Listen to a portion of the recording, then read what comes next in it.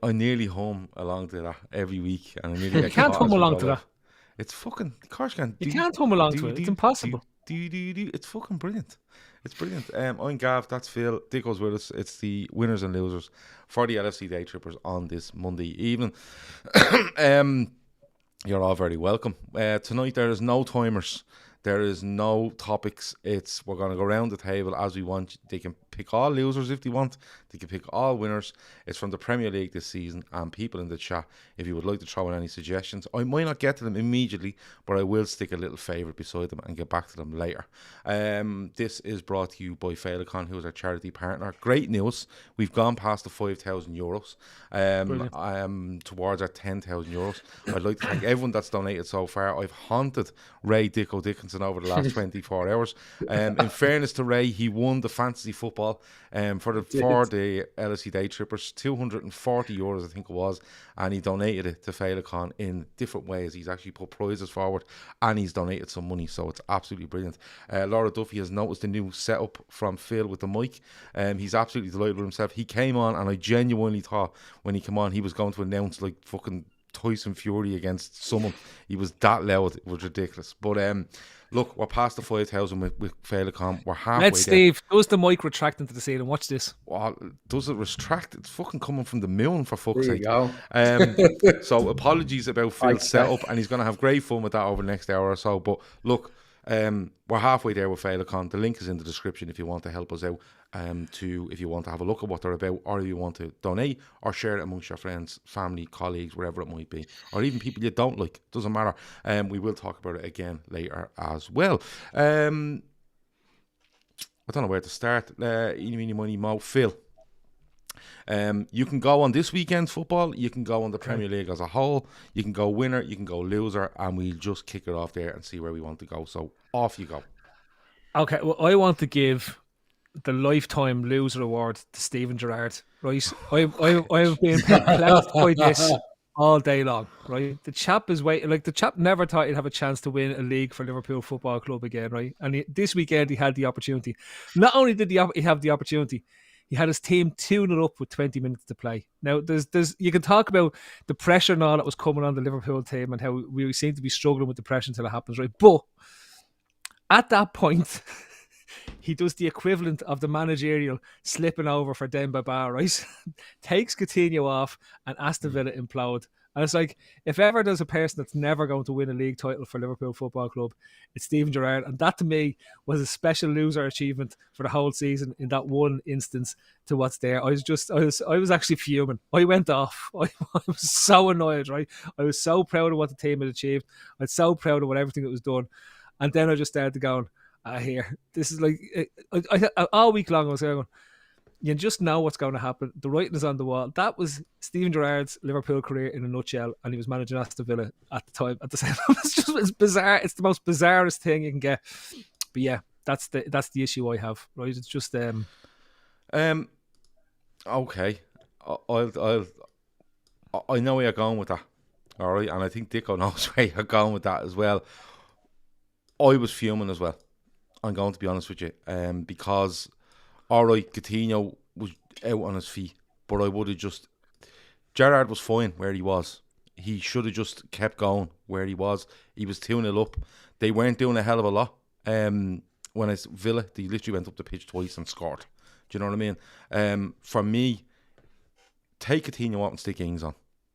Because as soon as you take Coutinho off and you put on that centre midfielder or defensive midfielder, you're inviting City on even more, and City then know that you've one less player that can hurt you. Mm-hmm. And it was kind of, there was a couple of things going on for me. It's 1-1 with Liverpool and Wolves. It's 2-0 to Villa and I'm praying Liverpool score. And not because to go ahead. I just want City to find out Liverpool are ahead, and they're 2-0 down, and we're approaching the 70th minute. All right, that's the first thing. It didn't happen. And the second thing is, Gerrard should have put on an attacking player for Coutinho. He should have just put on an attacking player and said, look, we're going to be dangerous to you. City just knew as soon as he done that he could just pile people forward, and they had nothing going the other way. So I know where you're going with that.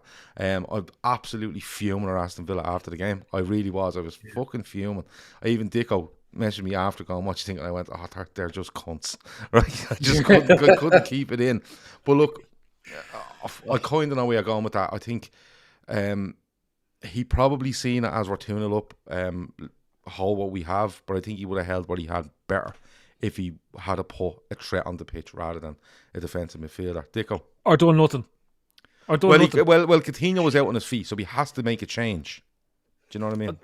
Dicko? Coutinho out on his feet. I mean, we seen that at Liverpool. I mean, he'd actually managed Coutinho's minutes in the last few games. I just don't understand how the hell he's not being able to last the 90 minutes. Having said that, you know, as you're saying about the sub, like, he does bring Danny Ings on, but he brings Danny Ings on when they're 3-2 down. Yeah. Literally, as they go 3-2 down, he goes, better bring Danny Ings on here. You know what I mean? Like, his head must have been spinning.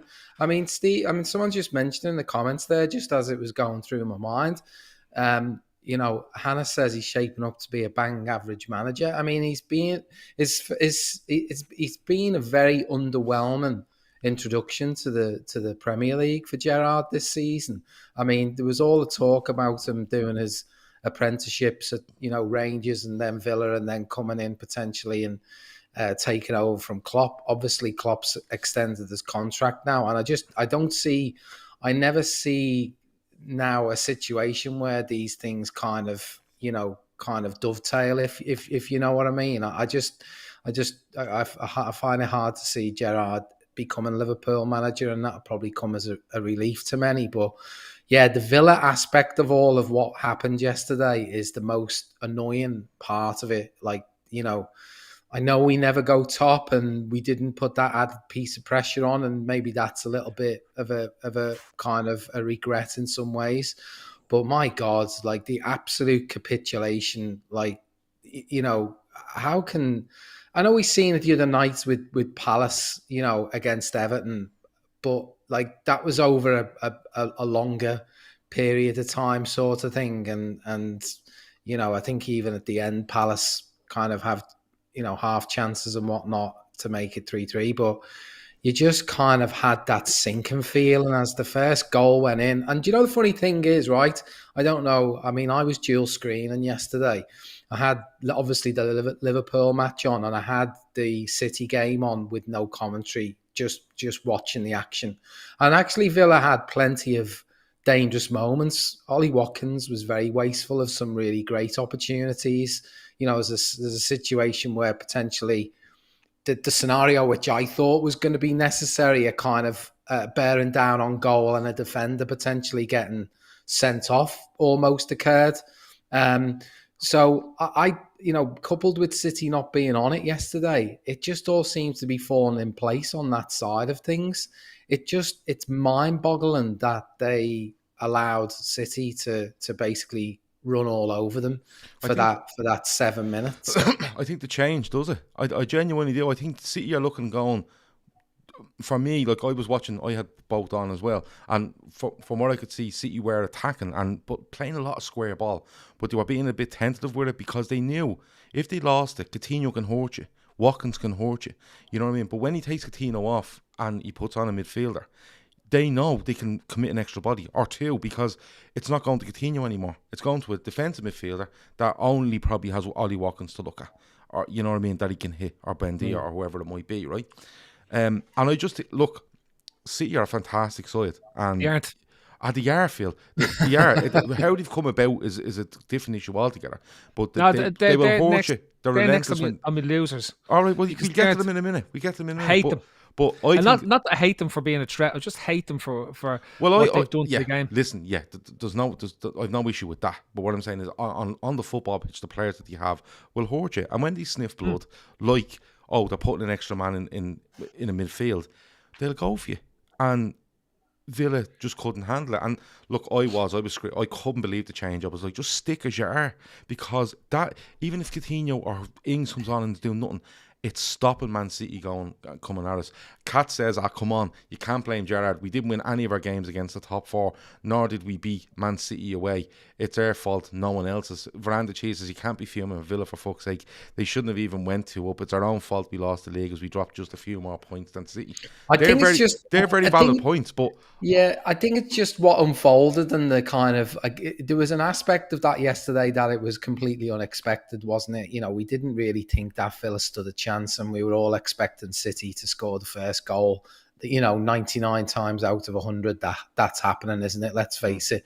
And we got that one kind of glimmer of hope, and that's what's kind of made it all a little bit kind of more painful today. I mean, Phil's delighted. He likes these guys, got that kind of underlying kind of yeah. I don't know, the sort of the mischievous kind of aspect. I'd say Phil was going around today absolutely fuming for saying a 10-minute segment, right? I'd say 9 minutes of it was fuming, then the last one was like, but it's all right, and kind of giggled to himself, laughing, and went about his business, because that's how Phil is. Just on Gerrard though, like, that's what I want to bring it back to. Yeah, because the impression I get, people are saying bang average manager, stuff like that, and he does a good job up at Rangers, right? And football aside, I think the way he brings standards into Rangers, and it's well documented as to what he goes in and tells Rangers what they have to do, and if they don't do it, he's out the door. He gets an opportunity at Villa. What I'm hearing from Villa fans is that he doesn't like an awful lot of the players that are there. He doesn't feel they fit his shape, the work ethic, and just aren't of the quality that he feels that he should have.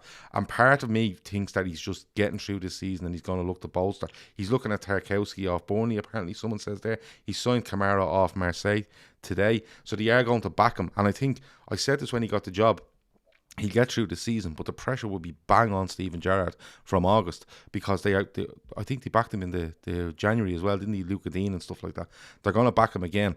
And because of the money Villa have spent over the last 2 or 3 seasons, it's going to be bang on him from the first game in August, and that's what you'll see when he's made of. It's a bit of Souness vibes, though, in some respects. Do you know what I mean? But my point here just is, it comes back to, people are getting mixed up with Aston Villa and Steven Gerrard, right?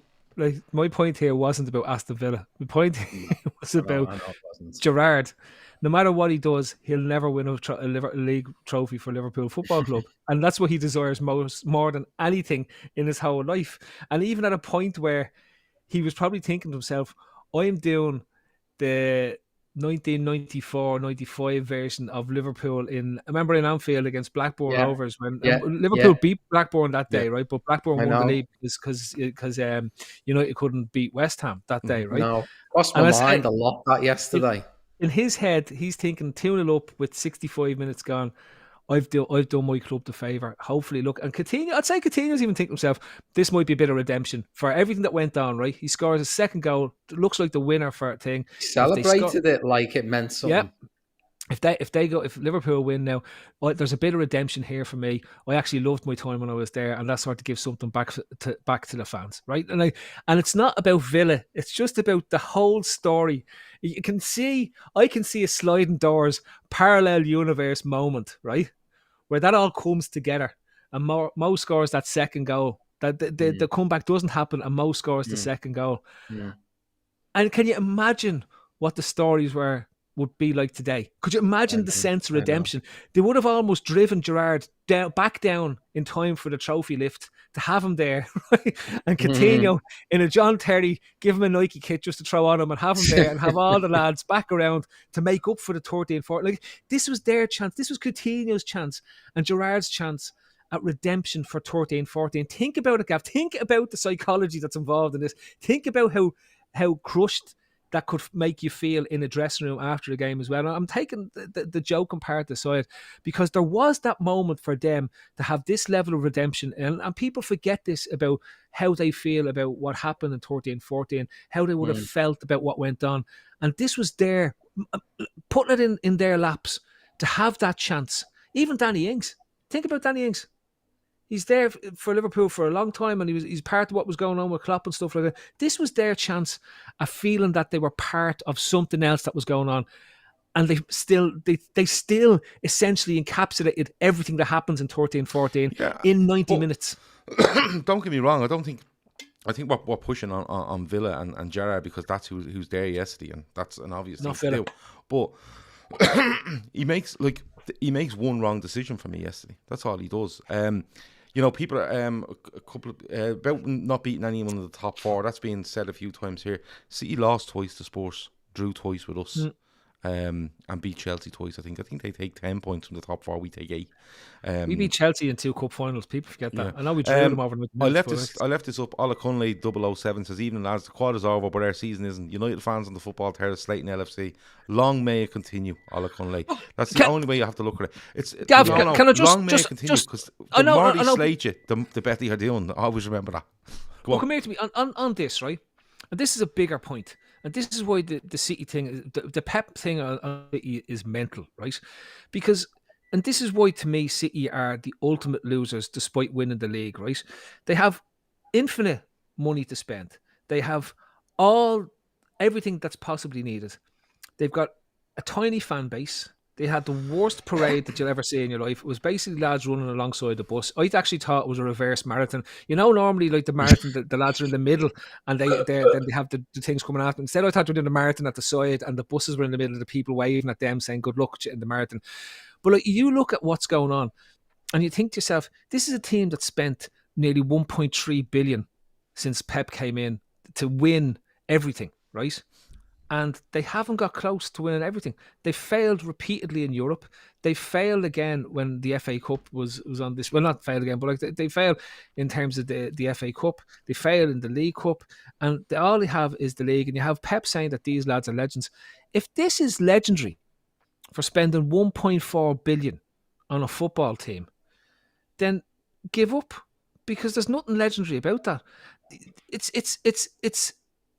at best par for what they spent, and at worst it is an incredible underachievement for the amount of money that football club spends on an annual basis to be the best team in Europe. Remember, they're not focused on being the best team in England. They assume they're going to be the best team in England.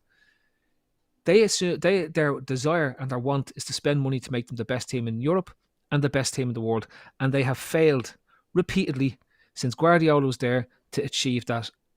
And I don't know if they're going to do it, because I think again, he is galaxy brain. Like I know I'm not a fan of Guardiola, right? I'm not a fan of him, and I think this just encapsulates everything. And that parade that they have today is Manchester City as a club in a nutshell. Yeah, 100%. They're irrelevant. I'm guaranteeing you, in 10 years' time, no one will even remember that Manchester City won this league. They'll remember the Liverpool. Thing is, like, but they'll remember the quad. They remember the quad and the conquest that we were on, and how close we got, and that we were hopefully, as it will turn out, if we do our thing on Saturday night, we were 10 minutes away or whatever from actually doing that quad, closest anyone has ever come. And on the flip side, City were 10 minutes away from the total abyss of winning absolutely nothing. That's how close they were to an epic failure this season. And with all that money at the disposal, spending 100 million on a player in the summer who barely seemed to make any kind of an impact. 3 goals and 3 assists this season. Yeah, and was I kept keeping my powder dry on him, because I always felt he was going to do something, clinch the league for them or whatever, and ultimately he did absolutely nothing for them essentially, and he's just a bit of a show pony, and he was giving it the big one tonight. Seeing a little video clip of, it's just 218 viewers in here. That's more than was at that parade tonight. I mean, it's literally twice the amount.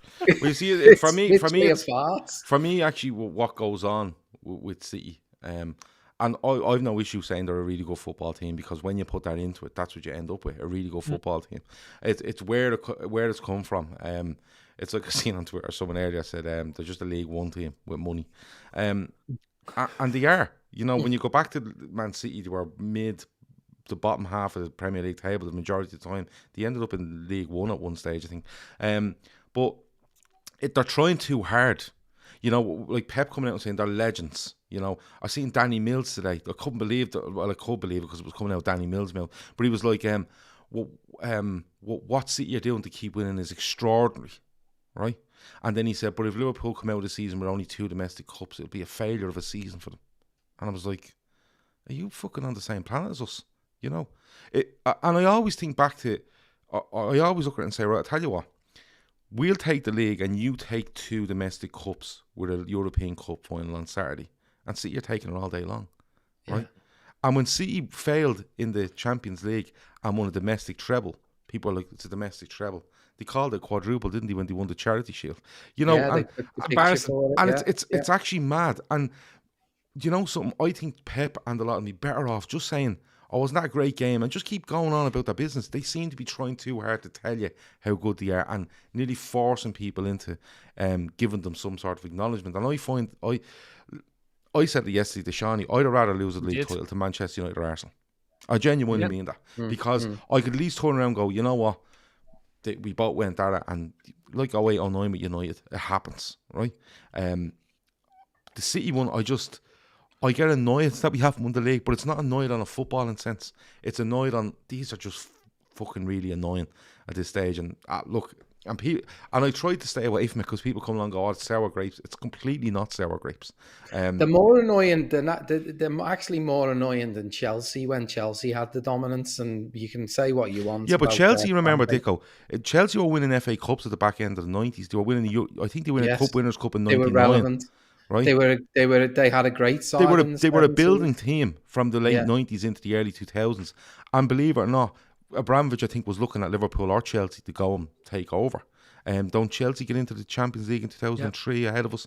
And he ends up taking them over and away they go. But look, enough about that, because you only come across as, you're only giving out because it's... No, it's not, but it goes back to what I said, Gav, in terms of the why I have them in the losers categories, right? Is every other fan base were happier that City won it than Liverpool won it. And the reason, because they're not going to come across a City fan to slag them off and walk. That's basically it, right? No, I have a thing on this.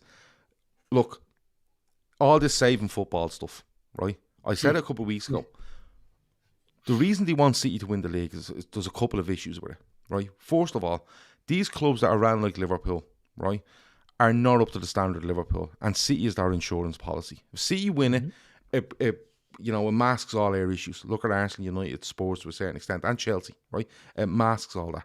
What you will see over the next 3 or 4 years, if City falter, because it doesn't last forever, we know it's all cyclical, and it doesn't last forever. We see in Liverpool in the 70s and 80s, United in the 90s and 2000s, Chelsea in there as well. Arsenal have won a title in 18 years, I think it'll be 19 years next year if they don't win it, which they won't, right? And what will happen is, if they get their arse in gear, right, what they will do is United get their arse in gear next year and run City close in the title race. The first thing you're going to hear out of Manchester United fans is, oh, well, look what they're doing. Let's talk about what they're doing and how they're ruining this and how they're ruining that. But right now they don't want to say that, because it's up against Liverpool, right? And if City win, it masks everything. If Liverpool doesn't, it puts the spotlight back on Spurs, Arsenal, Chelsea and United. That's my opinion on it. But trust me, Liverpool's form like this won't last forever. City's won't. Arsenal won't be this bad forever. United won't be. Spurs will keep, well, from their point of view, will keep growing. And Chelsea, if they get it right, I think Thomas Tuchel has learned an awful lot about his squad this season. And if they get it right, when they go up against Liverpool and City and come short, because City just have whatever they need to go and win this title, right? I promise you, what you'll hear then is a complete shift in what they're saying, and it'll be all about, oh, well, they're doing this and they're doing, and where are they getting their money from? And these companies are PO boxes. That's what you're going to hear. It's all, your opinion is always formed on where you are. That's it. And right now, the best thing is for Man City to save football by not letting Liverpool win the league. That's just my thing on it. Dicko, do you want to give us a winner or a loser? Oh, jeez. Right, I'll give you a... Give us a winner, will you? Because we're at the slaughtering everyone there. I have a deadly winner. No, shut up, you. It's Dicko's turn. Sorry. I've loads tonight. I'll give you a winner. It wasn't actually the one I mentioned earlier on, but I'm gonna. We need to have a laugh with this in some respects. But my big winner is Everton Football Club, and he says it through the most grittiest of teeth. let's just say it as it is. 16th place, an absolute triumph. You've seen an absolute transformation out of this fan base over the last few weeks. What they've adopted, how they've gone about saving their You've said this club. is a winner, but we're going to slaughter everything out for 15 minutes here. All right, go on. I like your style. I mean, the scenes at Goodison on Wednesday, Thursday? Thursday. Yeah, I'm losing track of my days. I mean, that was just absolutely epic. Seeing big Frank Lampard standing up on that makeshift podium, which was essentially on top of the... Sorry, I'm going to have to butt in at times here because when you say stuff reminds me, right?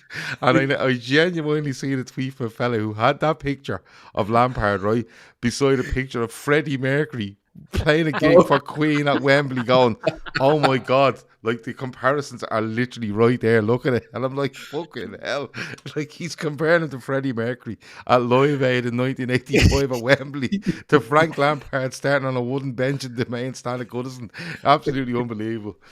Go on, sorry. So he basically got on the roof there. He made the roof of the kind of the executive boxes. Not that you'd ever know they were executive boxes, but on the roofs of the executive boxes in front of Bill Kenwright, Tony Bellew chipping in. I think they were probably searching, for anything they could hold aloft at that point, to classify as a trophy. And they're gone straight. In fact, if they could have found that dog that they sacrificed, lifted that, they would have. I mean, it was unbelievable.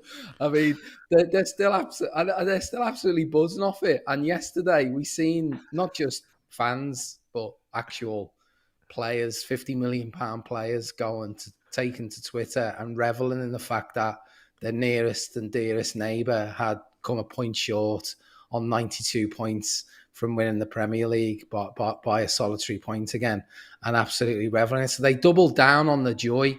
The fact that they were trounced 5-1 yesterday was completely irrelevant to Evertonians, and they've come out of it. They've got one more bullet to dodge on Saturday, but they've probably still got the Real Madrid shirts in the wardrobe from a few years ago. We seen that, so we could get, I suppose, from their perspective, an action replay of that, and they'll bounce into Saturday feeling pretty confident, I reckon. Do you reckon if Liverpool lost on Saturday, Everton will claim a treble? Liverpool not winning the league, the European Cup, and them staying up on 39 points, 16. Guaranteed that will come out somewhere on Twitter. Yeah. You probably, that's just a spoiler alert, really. Because some of the words used, Dicko, were like, you can have all the trophies you want, but no one will ever experience what went on at Goodison Park on Thursday night. And I was like, mate, you just all ran on the pitch and jumped around. It's been done thousands of times. Liz Golden with a super chat, thanks a million. We don't mind super chats, but if you want to send money somewhere, send it to Féileacáin instead of to us. But Liz says, Phil says the quiet words out loud. He does. That's because I'm capable of talking quietly, to be fair. So it's like no, I think it's. I read that as like, hello. stuff people don't say or say it quietly. Phil just shouts it. And John. I also seen. You've got to remember this season started for Everton in complete despair. If you want to go back to the beginning, Rafa Benitez. I mean, they were absolutely 10 points from the first 4 games. What's that? They had 10 points out of 4 games. Yeah, saved them ultimately, didn't it? Yeah, they've taken they took 29 points from the last 34 games. Yeah. 25 points from the last 34 games. John Brooks says on numerous occasions, Gav, don't forget to tell everyone to like and subscribe, because I'm not. I don't know whether he's liking or subscribing, or he's just not telling people. We're doing away with the like and subscribe from June the 1st. We're not asking from June the 1st. We will not ask you to like, subscribe, share, or do anything. The only thing we ask is that you put comments in here. We are stopping all appeals for likes and subscriptions and all that from June the 4th. That's a promise. It will not appear on your screen. It will not be coming out of anyone's mouth. That's the new thing from June.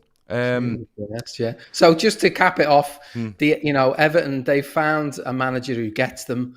they'll bounce into next season full of hope. If they get 10 points from the first 4 games again, I'm sure they'll be crowing about it and putting up league tables and all that sort of stuff. So look forward to looking at the fixtures again and see when we play them. My favourite bit about it is reading back on the comments about their players about 3 months ago or 2 months ago, and then reading about them at the end of the season. Like Richarlison is literally being, he might as well be Gandhi at this stage, right? And they were absolutely hammering him 2 months ago, and I mean hammering him, right? 50 million, get him out of our club. Calvert-Lewin the same. Keane is this. They absolutely destroyed these players from, say, January to, would you say, mid-April? And now they're being carried aloft on their shoulders and stuff like that. But listen, I thought he'd go down, but then as it got closer, I thought, no, they won't. And I said it last week, and I'll go with it, and I know Dicko won't be happy with this, but I'm kind of happy they stayed up, because I want to see them talk about the financial situation. And I want to see Frank Lampard given a summer and go into a season where this is his team, and let's see where you go. Because no matter what way you put it and what way you dress it up, Everton finished the league on 36, 37 points, something along that line. Horrendous for the team they have. They're absolutely swimming in debt, and any questions that were asked tentatively earlier on the season are going to be asked hard once this football season comes to a conclusion. And I mean that with the sense of the Champions League, and once we start moving into June and July. Phil, Everton winners of the season for you? We've talked way too much about Everton. They don't deserve to talk about, right? My only regret is that they weren't relegated. Like, honestly, I've no time for them in a but not no time as in. They're a nothing club, nothing thing. And the more you talk about them, the more you validate their existence. So whatever, good boy. You're if it was the draft to be number 275, Mr. Irrelevant, Everton. I said the only winner there is Frank Lampard, who's now got, right, relegation escape wizard associated with his name as a manager. Relegation escape wizard. Right? So he is guaranteed at least 9 more jobs. I'm going to get Ray Brady to do a photo of Frank Lampard with relegation escape wizard on it, with blue flares and an Alsatian dog on it. He's guaranteed 10 more years of managerial jobs.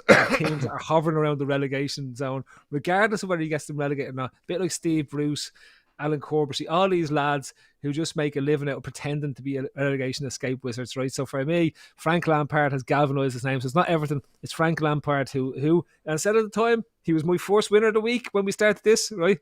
He's now finishes as my last winner on the Everton side, purely because he's guaranteed 10 more years of work from him. I'm delighted for him. Fair play to you, Frankie. You're absolutely out your depth. You have no idea what you're doing, but fair play to you. You've guaranteed 10 years of work. I'm delighted for him.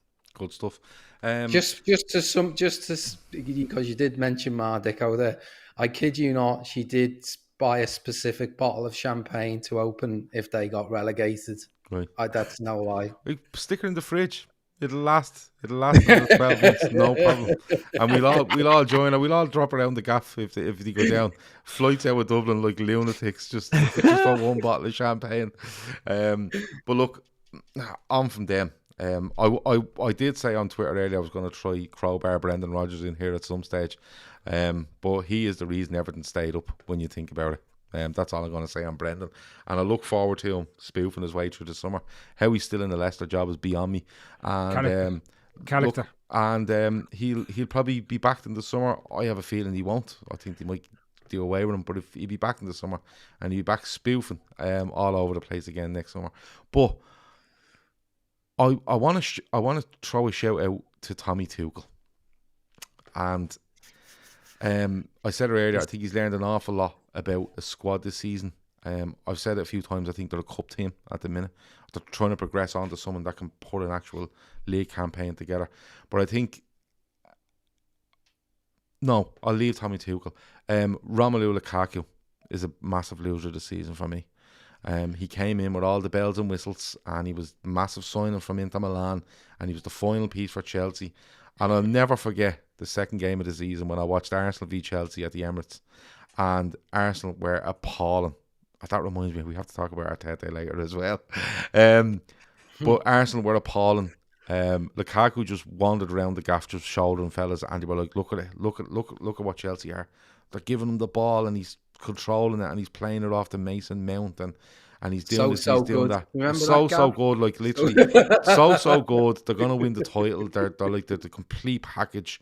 And Romelu Lukaku just decided, fuck this, I'm not playing football anymore. I'm going to start doing interviews about how much I love Milan. I'm going to have to do a public apology to everybody ever associated with Chelsea. And then I'm just going to stop playing ball. I'm still going to stop playing, scoring goals. And Romelu Lukaku has been an unmitigated disaster at Chelsea. And the quicker they can get him out, I think the better. Gav, Chelsea is the graveyard of strikers, right? They destroy centre forwards. Very few succeed at Chelsea. Like, somebody's going to say, where's Andy O'Chill? I haven't seen him in the chat, right? But he'll go mad when I say about Drogba, right? Because everyone goes on about Drogba. Drogba used to score about 6 goals a season. Like, that's what he did. What Drogba did was he was effective around it, but he wasn't a goal scorer. Whenever they sign a goal scorer, he fails miserably. The list is endless when it comes to... They signed Crespo, Gick. Shevchenko, Gick. Torres, Gick. Who was the other fellow? They've signed so many centre forwards, and they've all been absolutely appalling when they get there. And everyone keeps going, he's going to be... Who's the other Spanish fella? Morata. Morata. The only one that's really worked for him was Diego Costa, but he embodied Chelsea. If that makes sense, right? He's the only one that's gone in there, and he was a horrible prick. And to be fair, I loved Diego Costa, right? I love the fact that he just spends his life winding people up. But if you thought of Mourinho and you thought of Abramovich, Diego Costa is like literally the most perfect striker that Chelsea could ever sign, because he was basically the Abramovich era at Chelsea, right? He was good, but nobody liked him. But you had a begrudging sort of acceptance and admiration for what he does. And you always thought, I wish he was at my club, because at least then he wouldn't be at somebody else's club. Do you know what I mean? But you look at the amount of centre forwards Chelsea have ruined. Timo Werner, looked at Mutu. You know, the list is endless in terms of what it was. So Etu, he went there as well. Look at the names of these fellas who turn up at Chelsea and turn absolutely garbage when it comes to being a centre forward.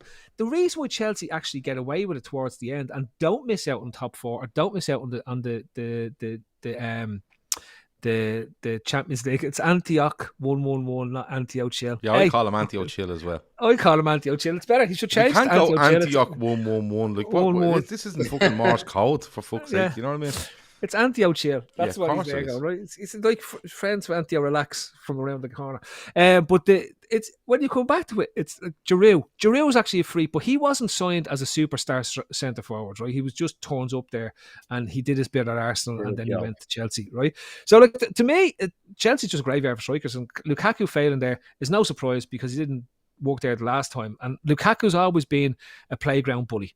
Great against crap teams, terrible against the big teams, terrible in the big matches. And that's what they signed. But they spent 100 million on him. When you say about Tuchel's aim was to win the league this season, or at least challenge for the league. He's failed miserably.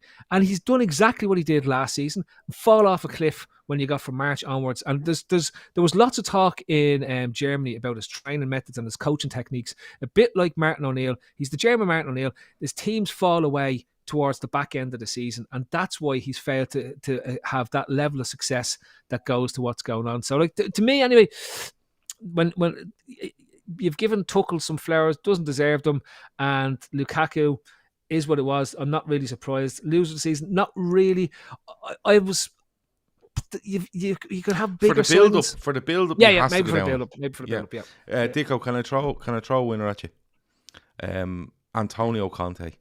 Because he has been, I think he's done a brilliant job at Spurs since he came in, for what he have and what he brought in Bentancur and Kulusevski. And I might be saying that name. I completely get that name wrong. Is it Kulusevski? Yeah, Kulusevski. Yeah. Yeah. Or is it Kulusevski? But yeah, it could be. I say Kulusevski, right? But anyway, it doesn't matter, right? But Dicko, aside from getting the top 4, which he does, the entertainment was brilliant. Like, he's had a couple of meltdowns where he's like, literally telling you that this club is shit. We don't do this, we don't do that, and he's absolutely hammered Spurs throughout the season, but still goes and gets top 4. He's definitely a winner of the season, isn't he? Oh yeah, I mean, he seemed to be a few days away from jacking it all in, didn't he? 100%. He gave one That sort Was it of away at Burnley he lost and he just was it Burnley? Yeah. He And went mad. Wolves. He went mad after Wolves as well. I remember him going mad after Wolves, or maybe it was Watford. Yeah, Whatever it team was- They were must have been absolutely wrecking his head because one week they looked like they were kind of ready to go on a big run, and then the next week they'd lose like against Burnley or Brighton, or it was just, it must have been infuriating for him. He was getting no consistency out of that sort of squad at all. He had the big hitters, Kane, Son, Kulusevski, being absolutely brilliant for them in that second half of the season, being a real difference maker.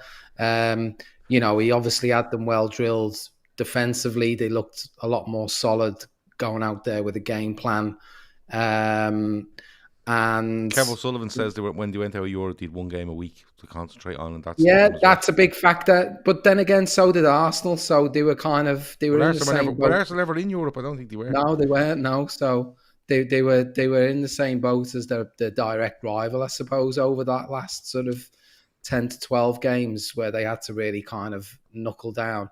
But the one thing you would say, I'd be interested. I don't think they'll do too badly in the Champions League next season. I'd say they're delighted because, history shows that you can make big runs in Champions Leagues with sneaking into fourth and whatnot. So that's a massive achievement for them. Conte will absolutely relish now Champions League football. Do you think he'll stay there? No. Yeah, I do. Yeah, I do. This year, I think he'll have a crack at Champions League this season. Yeah, I think if PSG come knocking, he's out the door like a light. If Pochettino's given the heave-ho this week, Manager he's swap. gone. He's gone. Yeah, Pochettino will be back at Spurs and they'll be all running around. They'll have a parade. They're going to borrow City's fans to come down and have a parade for Pochettino coming back in at Spurs. But yeah, no, look, I don't disagree with you, Conte, but he's a winner in this season by default because every other team around him. He is. Every other team are absolutely poison. Like United are poison, and Arsenal had a 163-point gap between them and Spurs with 5 games to go. Yeah. Right? Yeah. I remember looking at it going, actually, Arsenal could catch Chelsea here, right? Yeah. And they had they had games in hand over Spurs at this point. I think if they won the game in hand, I think they would have went 7 clear of Spurs and 1 behind Chelsea. They were all tricky games, but then they pulled out that big win at Chelsea, didn't they? Out of kind of nowhere. They beat Chelsea away after beating. They have 2 big wins in 1 week, away at Chelsea and home. Was it home to United and then they go and beat Chelsea? Possibly, yeah. I think so. The Chelsea game was kind of completely out of. Yeah, it's felt like it was out of nowhere in some respects. Yeah. We beat them handled. The funny thing is, we always seem to kind of really affect Arsenal. They always seem to be on these little handy runs, and then we come along and absolutely sort of bash the confidence, and then they seem to fall off a cliff for a few weeks afterwards. Not the only team that seems to go that way actually after playing us. But the thing about back to sort of Conte and Spurs, they're absolutely, Phil's absolutely dead right here. They're blessed, and as we seen when we were in a battle for trying to clinch the last fourth position, the last space 4th place, it's a much easier kind of task trying to sort of compete and chase down, teams that like Arsenal and Manchester United at the moment compared to trying to chase down a Manchester City. So, all credit to him, but Phil probably wants to lead then on into kind of, Arteta and the absolute sort of disaster that became Arsenal in those last few weeks. But Phil, before you do, right? No, I don't. I was going to ask you. Do you remember Liverpool couldn't win the league because it was a course, and Grobbelaar had to piss on the posts at the Cop end? Yeah. Do you reckon in a reverse course, because Arteta was given a new deal, and subsequently lost 2 games in a row, got a manager of the month when he lost the game in the month. He didn't even win all his games, right? And then brought all of the staff that's ever worked at Arsenal out onto the training pitch for a big picture with it. Do you reckon that reverse course went against him? He's just a penny's Pep Guardiola with a stupid galaxy brain to match him, and that's like I've no time. I think I've said to Mad Dave Fitz, who's on Twitter, I've said to him before, I said, the quicker you bin Arteta into the nearest bin and sky him back to Manchester City or across the moon or something, or onto the nearest asteroid that's going to go close to the Earth by about 1 million miles, the quicker you'll have a chance of actually getting top 4, because this fella has no bottle, no metal, no balls, no nerves, right? And that's basically what their issue is. That's what Arsenal, they look great playing against rubbish teams, and as soon as anything was on the line in any match for Arsenal, no bottle, no metal, vamoosed, right? So I don't want to talk about them, because we've talked about loads of losers. I actually want to talk about winners for a change, right? And this sounded like Dunphy there. You've gone this one full on Dunphy there. Oh, I have Dunphy. What have you got there? That's just sound. We're in showbiz, baby. Yes. Showbiz, baby. Delighted Dunphy got to mention it. Do you know what? Just a spoiler alert. Our next sound bit will be that thing. Harry Maguire. That's definitely going to be on this show from next week onwards. However, for me, I want to go for my winners, right? My winners is the fact that the best footballers won the prizes this year, right? And because normally the fellas who win like player of the year and stuff like that are just random blokes that they just pick out, right? But Salah gets the writers' player of the year because that's voted earlier in the year, and properly so. People forget how good Salah was up until the AFCON, right? Yeah. He was untouchable in the. He ends up with 36 or 37 goal involvements in 38 games, and it's not even 38 games. I think it's 34, 35. Kevin De Bruyne gets the Player of the Year award, which is voted a little bit after the Football Writers of the Year. And I think as it goes, I listened to what you were saying about him on the Fatback 4 last night, and I completely agree with, was it Shawnee was saying he's the best midfielder he's seen in the Premier? I genuinely think he is. My biggest regret is that he's playing for Pep, right? It's like Grealish, right? I think Guardiola is ruining these players. And I know you might think that's mad, right? But their true brilliance, you're not getting to see their true individual brilliance. Not getting to see the craft of what they have. And you have to watch. I give anything for De Bruyne in the Liverpool side. Like imagine De Bruyne in Klopp's Liverpool side. What we'd be talking about is Gerrard, peak Gerrard in that Klopp side. That's what you'd be getting, right? I think so, yeah. But a player who wants to play in that position where he doesn't have any defensive duties, who wants to play as either the apex of the top part of the midfield or is happy to play off the sides in terms of that. I'd love to see it. And Grealish as well, ruined by Guardiola. He wants to play him as a wing back or fucking a bouncy back or a twisty insidey, turny back, left, right, lefter, and don't pass forward, pass sideways. Oh, listen, it blows my mind. You know, there's lots of things there, but De Bruyne gets Player of the Year, Salah gets Football Writers Player of the Year. Fantastic. They are by far and away deserving of it. And then you look at the Golden Boot, it's shared between Son and Salah. And I have to say, Son is one of my. Yeah, I love watching him play. He's one of the most underrated footballers in the world. Yeah, and I love watching him. Had Mane managed to share that as well, that would have made me the happiest. Do you know what Son should do? Do you know what Son should do? Son should do what? No, yeah, I'd love that. But Son should do what Robin van Persie done and say, I've given enough time to Spurs here, right? Now, it probably won't happen because, you know, they've got in the top 4. But Robin van Persie looked at Arsenal and I've done all I can here. United came in and went, we give 20 million for you and we put you up front and we want to win a league title. That's what Son should do. And that's no disrespect to Spurs, but I think that player is one of the most underrated players I've ever seen in the Premier League. He's fucking phenomenal. Mem Create says, not arsed about Mbappe in the transfer talk, lads, but check the news. Interesting. It wasn't a joke after all. Apparently, Mbappe's come out and made a comment that he was in talks with Klopp about going to Liverpool. Of course Liverpool were going to go and inquire about killing Mbappe, but they were never signing him. It's just astronomical money. But Son, Gav, just to finish on why I'm delighted that these lads win it, because there's now just random token English player thrown in there, basically called Féileacáin, right? Like he's not, he shouldn't be anywhere near the best players in the Premier League.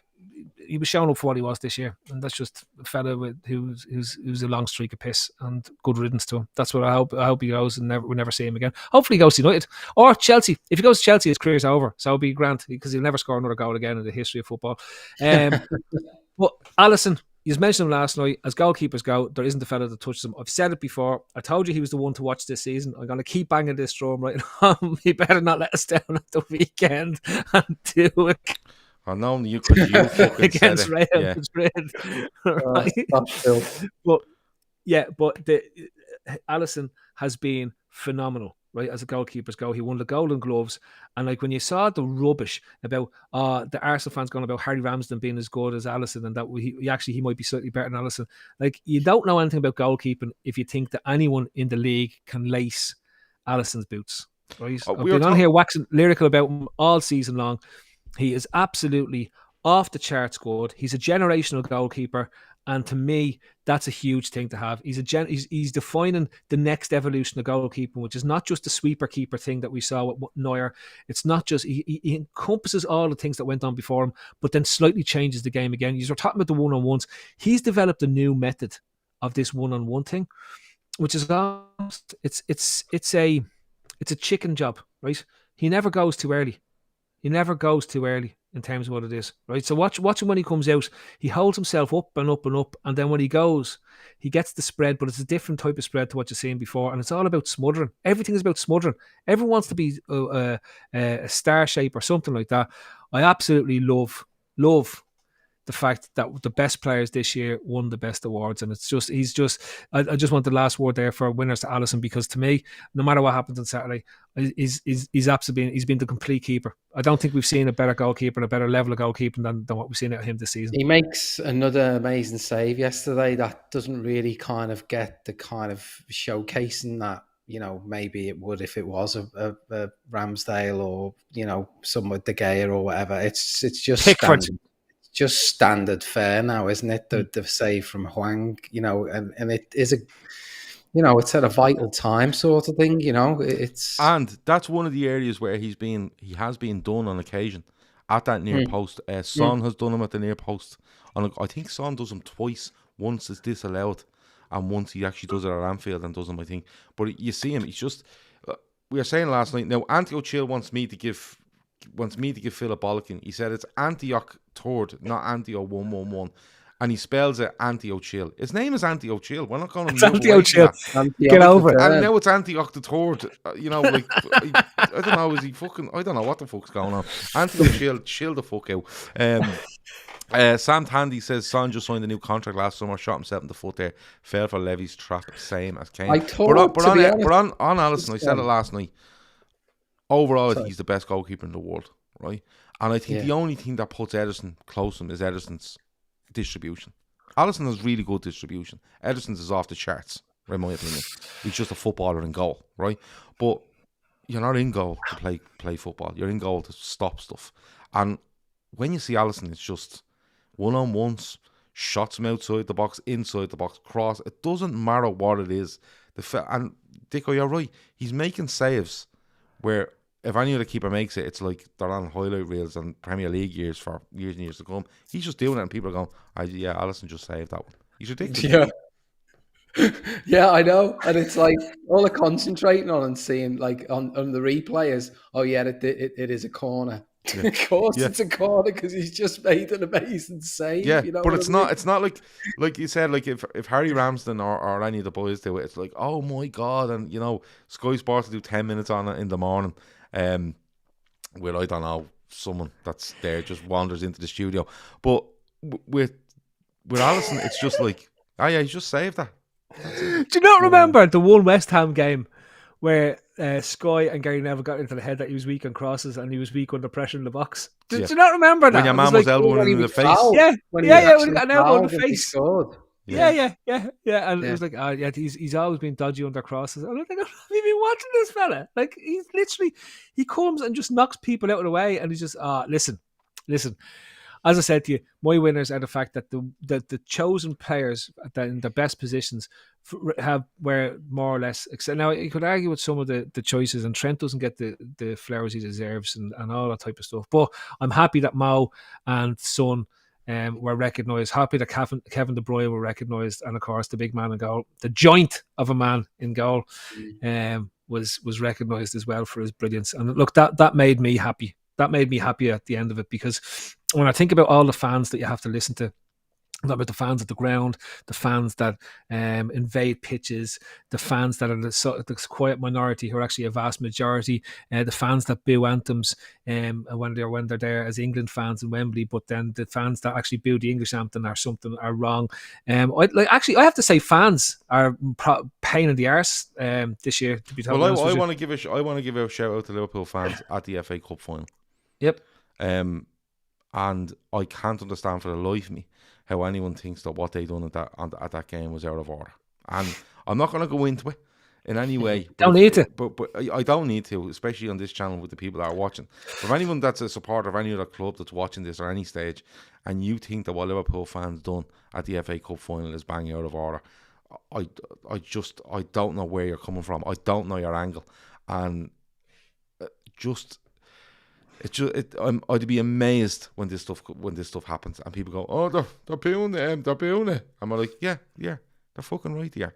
Because if you didn't like something, you wouldn't be happy about it. And the only difference in it all is that Liverpool fans have the fucking bollocks to stand up and say what they think, where the rest just sit and I think this is great, and then they be moaning about the exact same stuff Liverpool fans are moaning about come Monday morning. That's the truth. There's massive name issues going on here, right? I know, Antioch the Third says the reason he's Antioch the Third is because Antioch the First and Second were taken.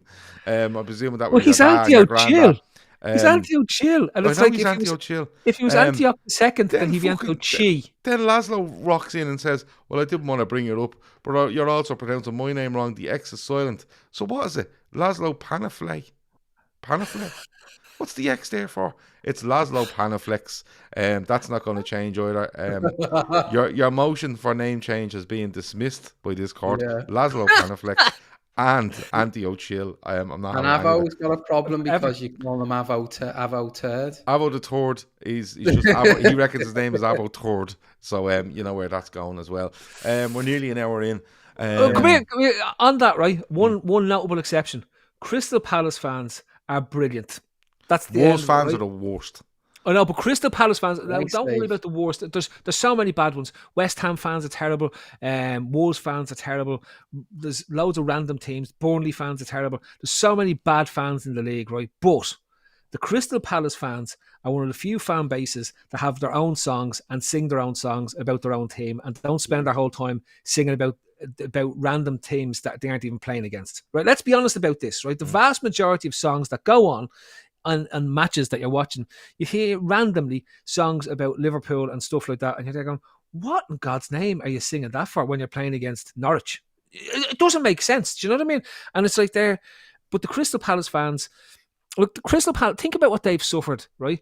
They had to suffer years of Roy Hodgson, right? And they still managed to sing songs and get up for it, right? Like, honestly, these lads deserve to get a trophy, and I think Palace, the Palace fans, and what Patrick Vieira has done at Crystal Palace, right? They're getting my nomination for overachievers and super winners of the season, because when they talk about Newcastle, they spent 90 million to finish in the same place they finished with Steve Bruce, right? Everton have the 6th highest wage bill and finished 16th, okay? United have the 3rd highest wage bill and finished 6th. Like, I'm telling you now, right? Crystal Palace outperformed where anybody expected Crystal Palace to be, and they played lovely football. Brentford as well, I think Brentford. Yeah, Brentford, give fair shout for Brentford. But I will say, Crystal Palace, knocking it down, delighted for them in terms of what Vieira has done, and fair play to him knocking the head off whoever it was that invaded the pitch that when he was being attacked by the Everton fans. He should have knocked a few more heads off them as well, right? Great. Yeah. Stuck on that, you muppets.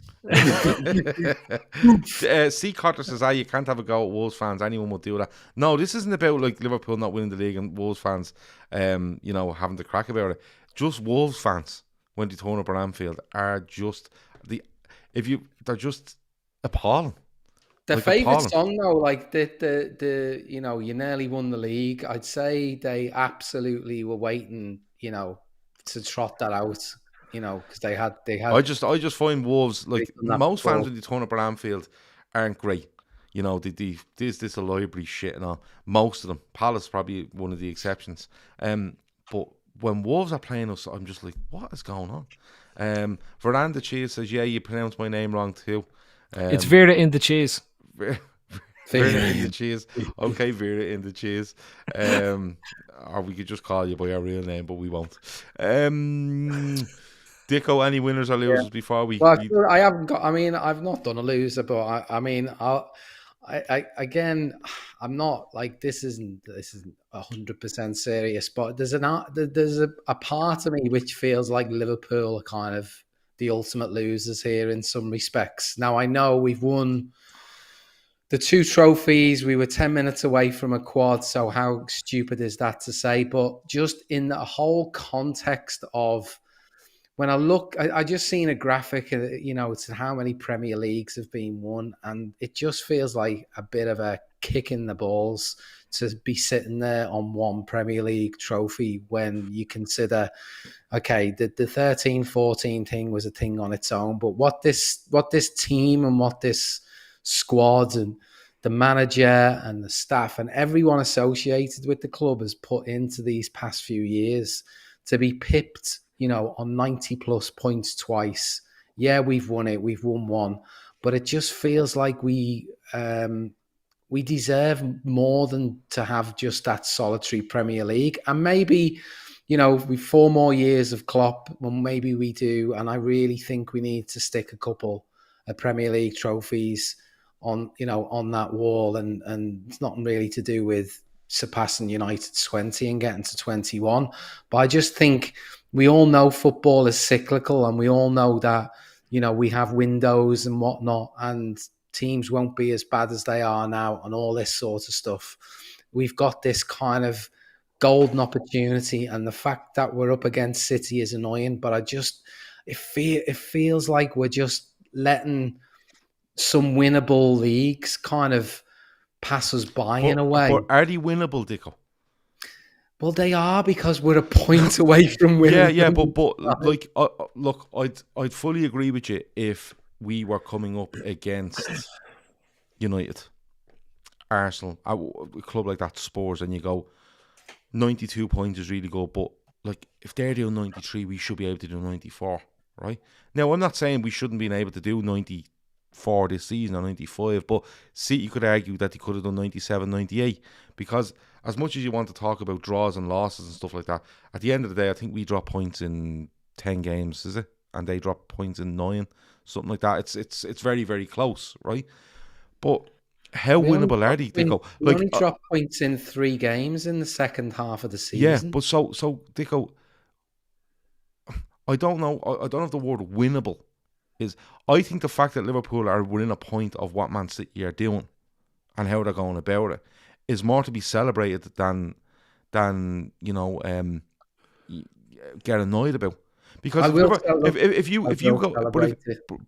look at the points finishes across the league table in the last 10 years, for argument's sake, I don't really like this whole thing of United won a treble on 80 points, or like it's a different league, it's a different era of football. But when I look at this, and I know where you're coming from, there is a frustration, there's no doubt about it. But my bigger frustration of it will be not with Liverpool, right, and what they're doing.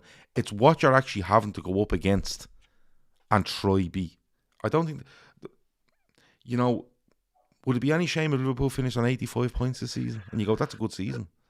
No, and this is where I sort of disagree with. Normally, I'd be in your camp, right? But I know. And here's where it falls down. It goes back to the people's champion, right? And when I say that, it's like whenever you watched the wrestling back in the late 90s, The Rock never won at WrestleMania, but he was always the people's champion. He never got to hold the belt for more than about 10 seconds, right? And because there was always the evil heel who goes and wins the belt. And essentially Manchester City are that. They've sports washed the current thing. They're a state-owned football team who are making up invented investments in their commercial club, and they've sports-washed football into what it is at the moment. And it's been followed by the Qataris at PSG, and we know that they're doing similar as well in terms of what's going on. So when you step back and look at what's going through football, now you have the Saudis at Newcastle who are about to do the same thing as well. For us to be even challenging is a success story. And I think what's happened in football will mean that when we look back at this in 10, 15 years' time, we'll actually talk about Liverpool being one of the last real clubs to challenge one of these nation states who have engaged in sports washing as a means to try show how big they are as a nation, and to cover over an awful lot of human rights abuses that are going on in these countries. So, like, ultimately, where we stand at the moment, we are the only true football club to be challenging for league titles over the last 4 years. You see, that's where I come from, because I think what's the year doing in this league? They're doing a canter. Right, because if Liverpool had won that league title yesterday, right, with 90, what did we end up with 92, and say City drop points and they end up with 91, right? City wouldn't even break sweat in going out and going with Haaland 70 million. We want him, and him. It's 250 million. Bang, no problem. It's at a canter, because FFP doesn't happen anymore. And they've actually given them a 3-year notice to go, listen, you do what you like for 3 years, and then we'll start looking at things. And that you can see it already being put in place day by day with every deal that comes around, right? And, like, they do that at a canter. We have a fantastic squad of players, manager, backroom staff, the fans, everything. We have everything in place, but we're squeezing every last ounce out of our football club. In a footballing sense, in a marketing sense, we're squeezing everything out, right? And we're getting the absolute optimum out of that. And that optimum at the moment is somewhere between 90 and 99 points, which is ridiculous, right? Yeah. No, we're squeezing that out, right? And this goes back to when Liverpool don't win a title, it's masking everyone else, because everyone else is asking themselves, why can't we squeeze that? How can we not squeeze that like they're squeezing it? What we're up against here is a horse cantering faster than you can sprint. That's what you're up against. Yeah, we're up against a motorbike in a horse race. Yes. That's what it is. Yeah, essentially. Yeah, that's what you're. Yeah. I mean, to use kind of almost a horse race analogy, in America, they're allowed to basically dope up the horses up to the eyeballs. In the UK, they're not allowed to do that. I suppose it's a similar kind of thing here. It's not necessarily a level playing field. I get all that. There's this tinge of disappointment that I think, I don't want to come across as kind of, self-entitled, but I think what we put into this season kind of deserves and merits a Premier League trophy at the end of it. Yeah, because you feel like you're banging your head against the wall.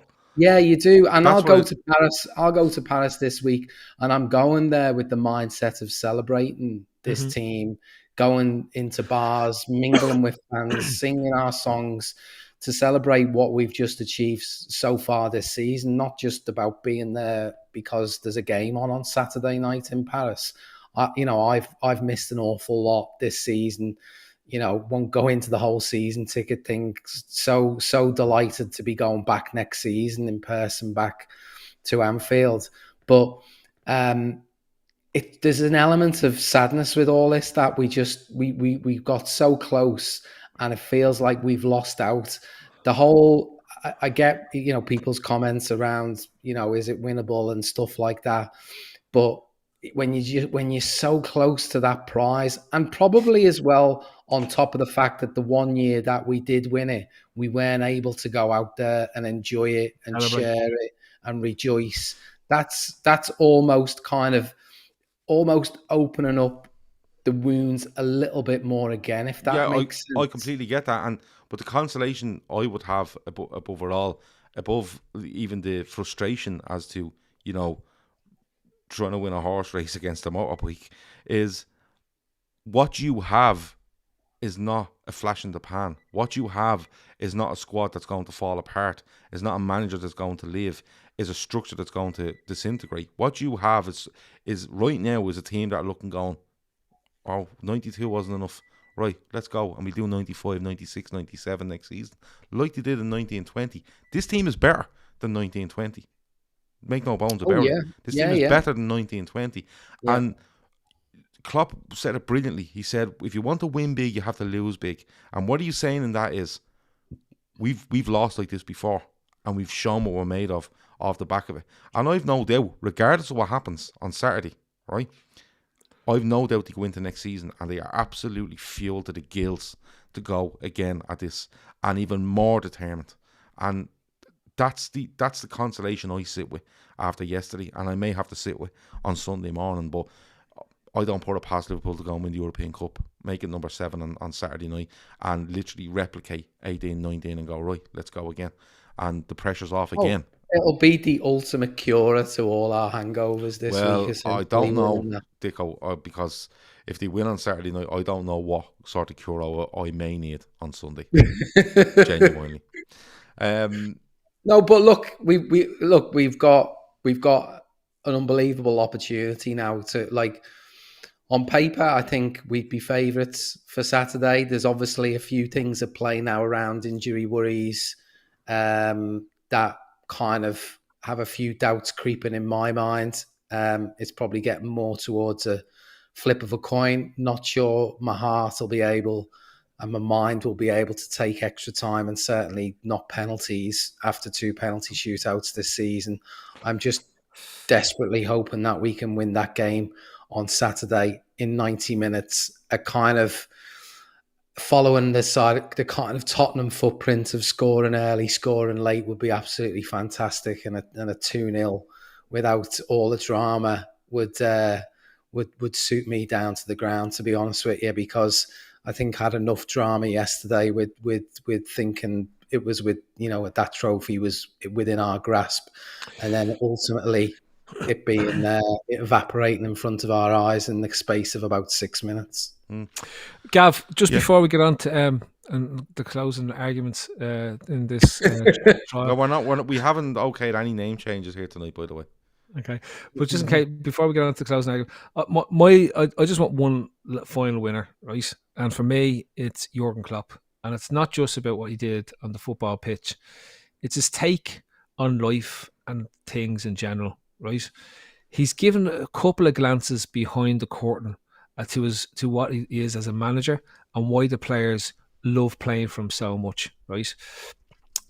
And that to me is why we have the best in the world managing this football club. When you think to the things he's said around the pandemic, when you think the way he's reacted to questions around the politics and everything else that's going on, when you look at his reaction to not winning the title at the weekend, in terms of how, again, there's comments about that if you want to win big, you have to be prepared to lose big. His thought process and how he goes on, how he made his decision to stay, how he's given advice to England as a nation as to what they should be doing. And, this guy is, I call him the master CEO because that's what he is, right? He's the apex of the football club.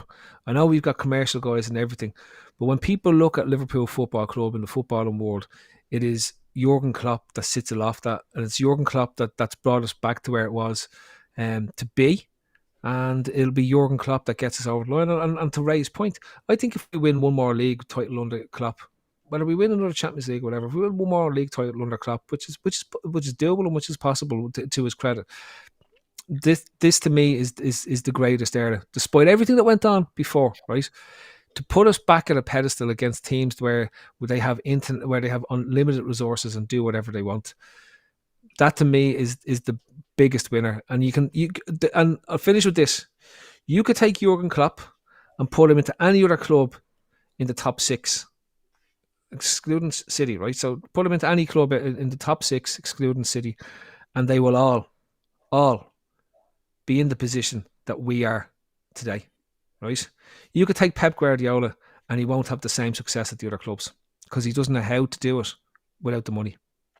And that's why the man, in my eyes, is a legend, and he is this season's ultimate winner. And it is Jurgen Klopp, Bill. I find it hard to disagree because while we talk about disappointment and while we talk about what we're up against and stuff like that, it would be very easy for Jurgen Klopp to turn around and go 2024. I'll give it to 2024 and look, what I'm up against is fucking ridiculous. And at times he must be fucking banging his head against the wall going, what do I do? But he doesn't. He just doubles down and goes, no, let's nash another 2 years on it. We're not here for 2, we're here for 4. And he's sending that message out to the likes of Man City or whoever that wants to come across as Liverpool side over the next 4 years. So we're going nowhere. And he's complete belief in what he's trying to do with this group of players and new players, and there'll be new. Michael Edwards won't be there anymore. There'll be new guys in. He's complete belief in what he's trying to do. So yeah, I think it's hard to disagree with Jurgen Klopp. I think he's he's just a fucking business. I think I genuinely think he's the best manager Liverpool has seen since Bob Paisley. I don't think he's the biggest influence on the club, but I think he's the best manager Liverpool have seen since Bob Paisley. The thing I would say is we've gone from a state of kind of punching above our weight somewhat in kind of, if you even go back to the last Champions League final against Real Madrid, we were kind of, I don't think we were anywhere close to the state that we are now, in terms of how the squad has been developed and evolved over these last few years, and how we've hit on so many successes in the transfer windows and the players that we've brought in, all the way up to, Luis Diaz, Jota. Even Keita is starting to come good after it looking like he was going to be a complete bust. Thiago's been amazing this season. Fabinho, Canate looks like the future. We've hit on Robbo. We've hit on backups in Simicas. The goalkeeper and Van Dijk. Not for the week that's in a place.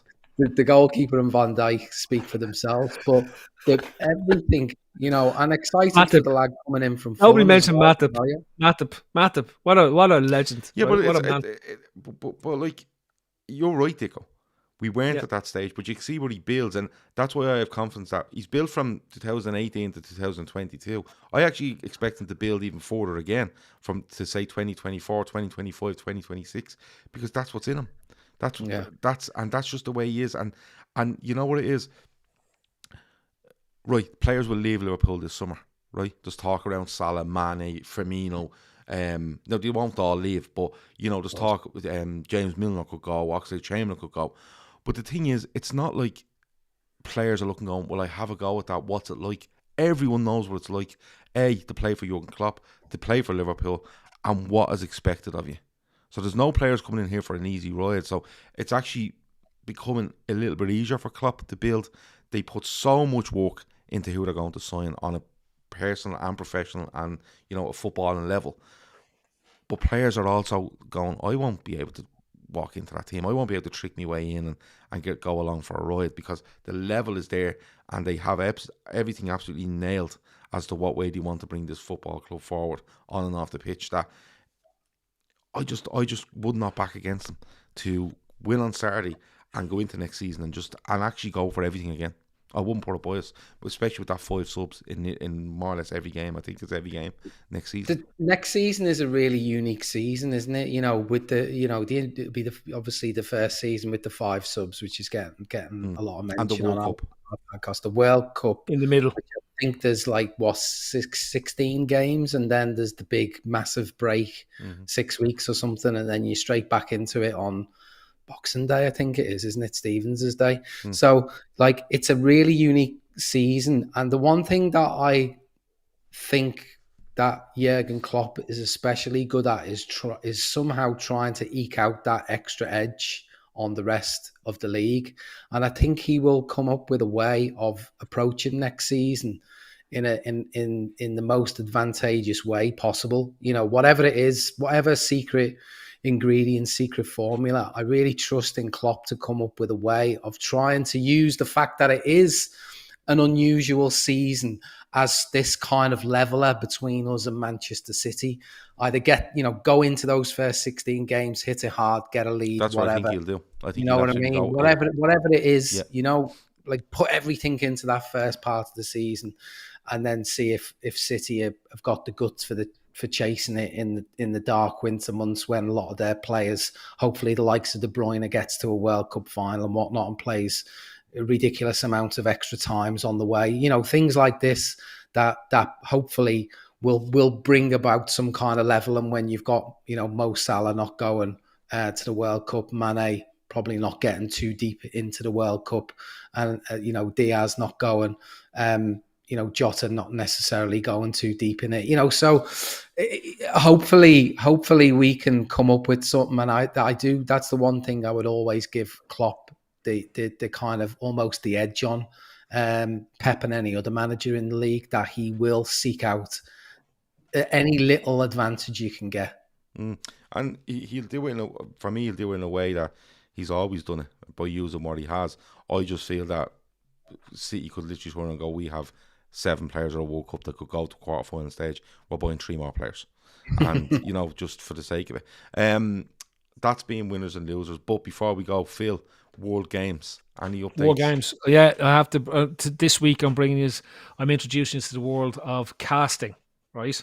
And I was there going, what's casting? Like, you need to find out these things before you go over there. Sounds like, is that not when they're doing a film and they get people in position? It does sound like that, right? But it isn't. But it's not. So casting is basically, when you go fishing. Yeah, okay. Right? So they've just taken, hold on, let me guess. Have they taken a part of fishing? All right, so hold on, let me get this right. So fishing, right? Yeah. Part of fishing is casting the rod out there. Yeah. So what they've done is they're going to have fishing at the World Games, but instead of calling it fishing, they're going to call it casting. Am I right? Sort of, right? So you've got the idea, right? So the bit of fishing where you cast it out, right? Yeah. That's the sport. But they don't do it in a river. You're doing it on a stand in a field. Ah, okay. So what is it? Is it like a mix of fishing and javelin, where you have to see if you can get your cast further than people? As far as you no can, way. Right, okay. And there's different events. There's spinner. There's fly, because you can do fly casting, where you have to do it like that, right?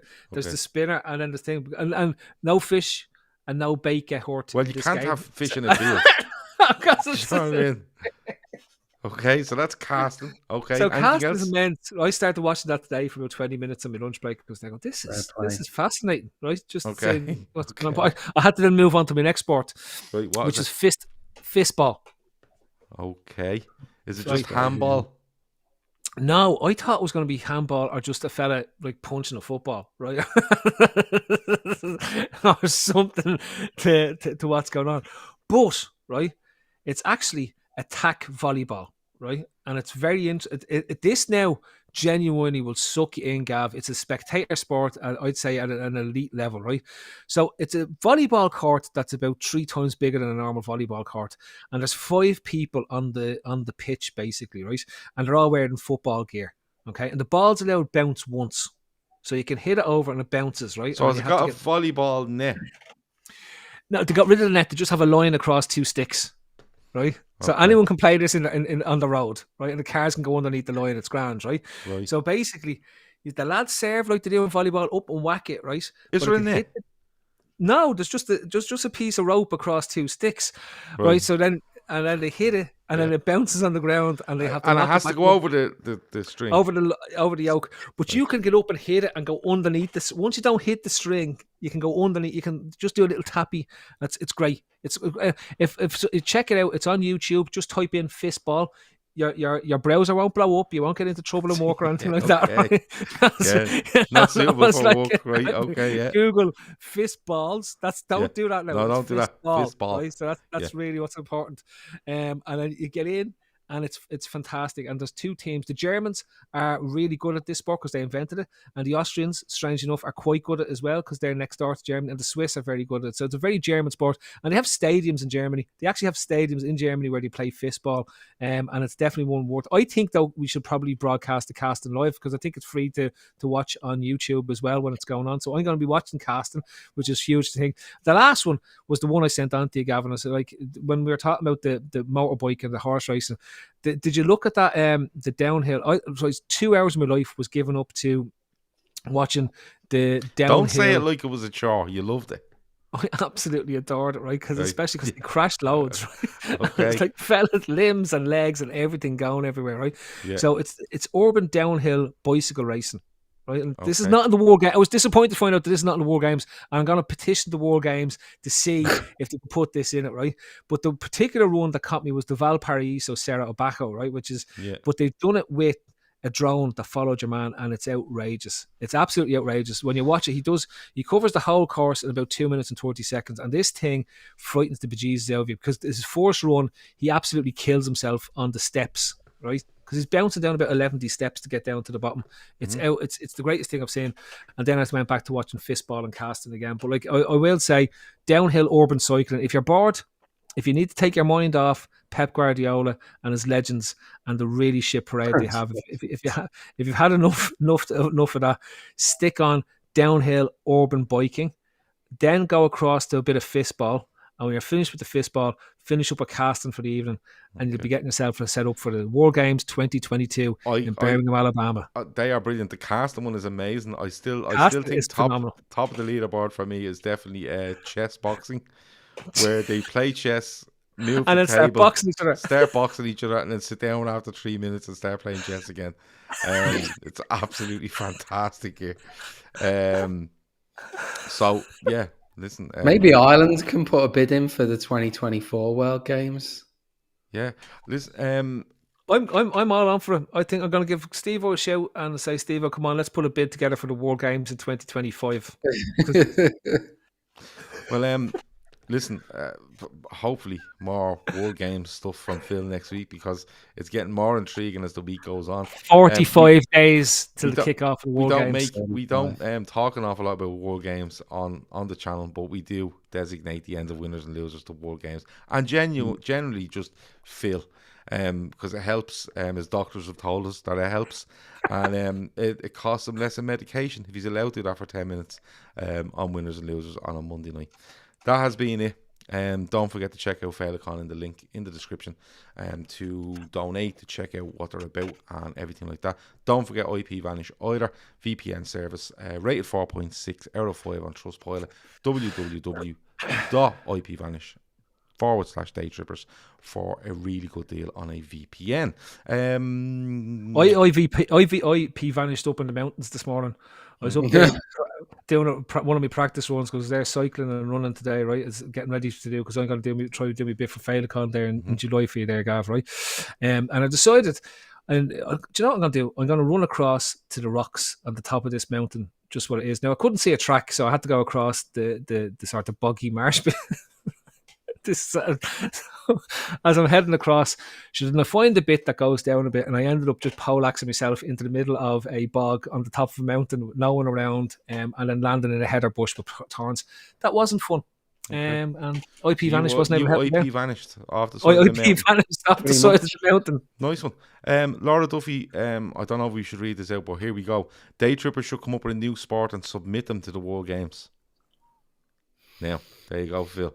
Don't give Phil any ideas. Phil is going to not watch the Champions League final on Saturday because he'll be too busy drawing up the rules of his new game.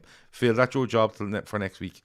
I'm texting Andy now. You need to come up with a new game for the World Games. We have a whole load from when we came up with the World Games. I genuinely would email them from our email address with the proposition. Proper, like do it out proper and see what we do. Gavin, the World Games is gone. Can me and Andy come back on and do shows about the World Games the week of the World Games? No, please. The World Games. It's not getting its own show. 15 minutes on a Monday is absolutely enough. I'm going to have to try and convince Andy while we're in Paris to come back on this show. Yeah. He will for the World Games. Yeah, he might.